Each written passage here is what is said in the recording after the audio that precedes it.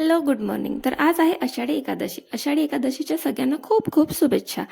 हा व्लॉग थोडासा late post होत आहे. तर तुम्ही जेव्हा हा व्लॉग बघाल तेव्हा आषाढी एकादशी होऊन गेली असेल. तर आज थोडं लवकर उठून पहिले झाडू मारून फरशी पुसून घेतली, त्याच्यानंतर आंघोळसुद्धा करून घेतली आणि नंतर देवांची पूजा केली. त्याच्यानंतर आपले जे डेलीची काम असतात ते सुद्धा आवरून घेतले. आज आम्हाला फराळ करायला आमच्या सासूबाईंकडे जायचं होतं, तर तिकडे जायला निघालो. डेलीच्या पेक्षा आपण उपासाच्या दिवशी थोडं जास्तच जेवतो नाही का, पण पदार्थ पण केवढे असतात नाही का जेवायचे. मग आज फराळला बनवलं होतं आमटी, भात, चिप्ससुद्धा तळलेले होते, बटाट्याची भाजी आणि साबुदाण्याची खिचडी. या मग फराळ करायला. फराळ करून आणि सगळं आवरून आम्ही आमच्या घरी यायला निघालो. घरी पोचल्यावर थोडा वेळ आराम केला. तर संध्याकाळी देवांना दिवा लावला आणि विठ्ठलाच्या मंदिरात सुद्धा गेलो.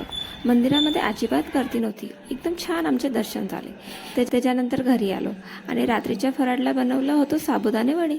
या मग फराळ करायला. भेटू पुढच्या व्लॉगमध्ये. बाय.